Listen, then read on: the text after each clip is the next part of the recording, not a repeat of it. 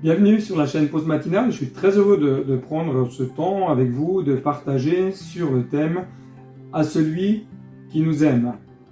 Je ne sais pas pour vous, mais il me semble qu'aujourd'hui nous avons souvent beaucoup plus tendance, lorsque nous échangeons sur la parole de Dieu, lorsque nous parlons de notre foi, de souligner les différents aspects dans nos vies qui nous empêchent d'aller plus loin, qui nous empêchent de progresser, ce qui empêche même parfois l'exaucement de nos prières. C'est juste de rappeler tout cela, c'est juste de pouvoir en parler, de pouvoir évoquer les difficultés peut-être de notre cheminement, mais il m'apparaît important aussi de partager les moyens que Dieu veut mettre en œuvre pour nous amener à vivre de vraies libérations et de vraies délivrances. Le livre de l'Apocalypse, au chapitre 1, versets 4 à 7, nous dit ceci. « Que la grâce et la paix vous soient données de la part de celui qui est, qui était et qui vient, et de la part des 7 esprits qui sont devant son trône, et de la part de Jésus-Christ, le témoin fidèle, le premier-né des morts et le prince des rois de la terre. À celui qui nous aime, qui nous a délivrés de nos péchés par son sang, et qui a fait de nous un royaume des sacrificateurs pour Dieu son Père, à lui soit la gloire et la puissance au siècle des siècles. Amen. » La grâce et la paix sont pour vous aujourd'hui. La grâce et la paix sont disponibles parce que Christ a triomphé, parce que Christ a vaincu la mort et parce que Christ a vaincu le tombeau qui le tenait enfermé et aussi parce que Christ ne change pas. Tout d'abord, notez ceci, à celui qui nous aime. Jésus-Christ est désigné dans ce texte comme étant le témoin fidèle, le premier-né des morts, le prince de paix, le prince des rois de la terre, celui qui est au-dessus de tout, celui qui vous aime. Et je voudrais simplement vous dire aujourd'hui que Jésus vous aime, que vous êtes aimé par Jésus. Et je voudrais vraiment vous inviter dès aujourd'hui à ne pas laisser toute forme d'apitoiement, toute forme de culpabilité venir vous tenir comme dans une forme d'obscurcissement spirituel dans votre vie personnelle. Ne laissez pas ces choses venir quelque part brider votre vie, vous empêcher d'aller de l'avant, mais laissez-vous aimer par Jésus. Il est vrai que nous ne sommes pas parfaits, là-dessus je pense que personne ne peut le prétendre. Oui, nous faisons tous des erreurs, oui, nous avons tous des défauts, nous avons nos luttes, nos combats, mais n'oubliez jamais ceci, que Jésus vous aime et que Dieu vous aime. Le prophète Jérémie nous dit ceci au chapitre 31.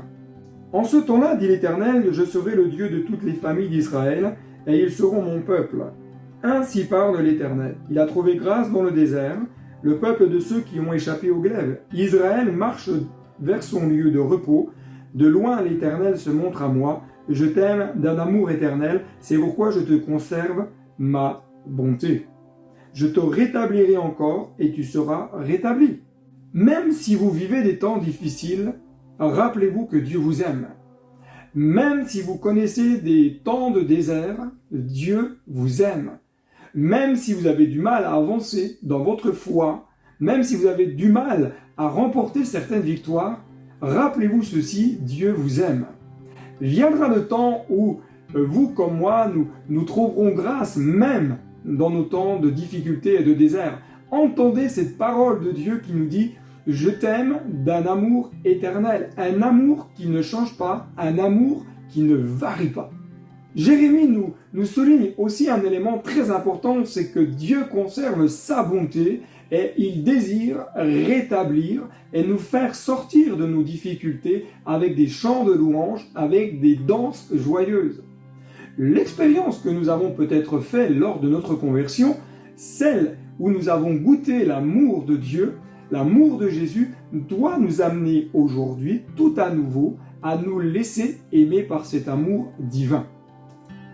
Se laisser aimer par Christ, laisser l'amour de Christ venir envahir tout à nouveau notre vie, est une chose très importante pour chacun d'entre nous. Je crois que l'amour de Jésus peut nous envahir tout à nouveau lorsque notre cœur lâche prise, lorsque nous abandonnons notre manière de vivre, lorsque nous arrêtons d'essayer de nous en sortir par nos propres forces, notre propre faculté. Mais l'amour de Jésus peut nous envahir tout à nouveau lorsque nous acceptons de nous laisser envahir par l'amour de Jésus. Bien souvent, nous sommes dans la résistance. Nous avons du mal peut-être même à comprendre que l'amour de Jésus peut se manifester dans notre vie. Mais l'amour de Jésus veut se manifester aussi lorsque notre, genou plie devant lui. Lorsque nous acceptons de nous humilier devant sa face, lorsque nous acceptons simplement de reconnaître qu'il est souverain, qu'il tient toutes choses entre ses mains et qu'il veut nous inonder de sa vie et de sa puissance.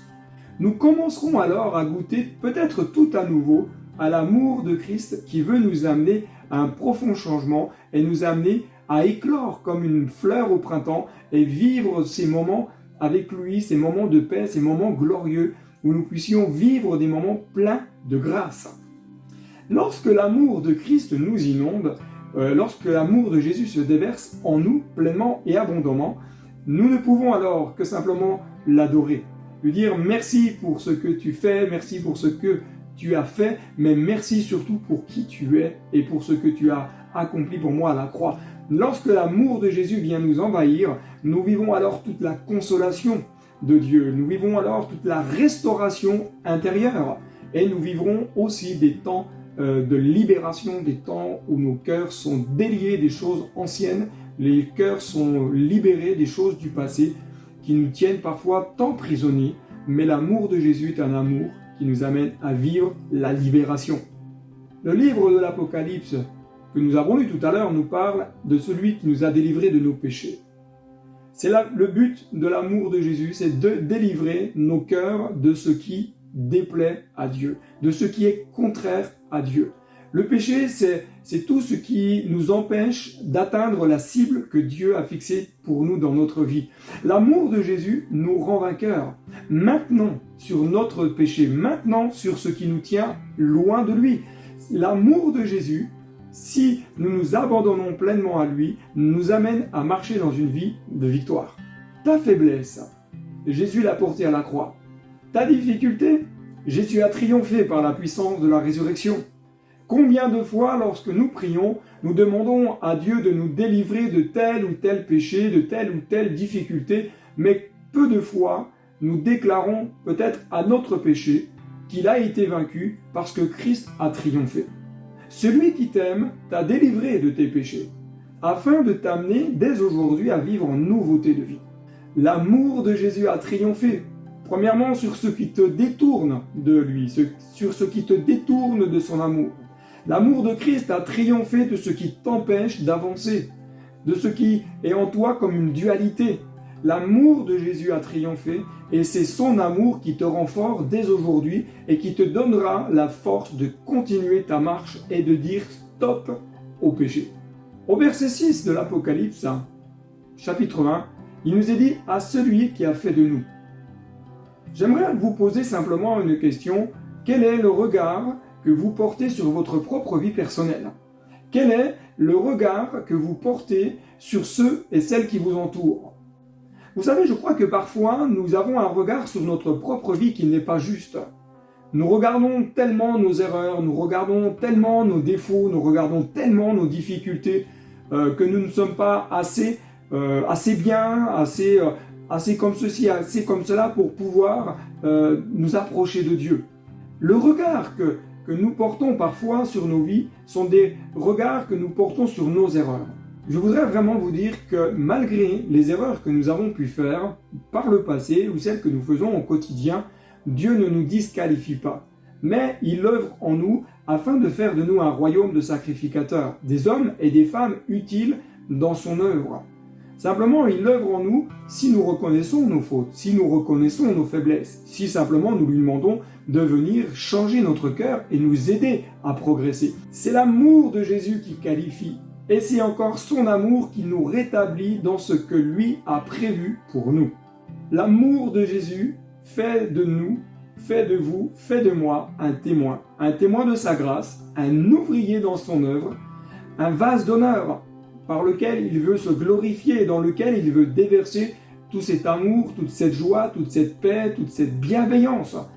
Il veut faire de nous des boosters pour encourager les autres, des coéquipiers pour ceux qui nous entourent, des collaborateurs pour ceux avec qui nous sommes appelés à œuvrer dans son royaume. Je voudrais vraiment vous encourager aujourd'hui à vous laisser environner, à vous laisser visiter, à vous laisser remplir de l'amour de Jésus. à très bientôt sur la chaîne Pause Matinale. Et si tu n'es pas abonné, n'hésite pas à cliquer sur abonner, de simplement peut-être même laisser un commentaire sur cette vidéo et de la partager autour de toi. Que Dieu te bénisse et à très bientôt.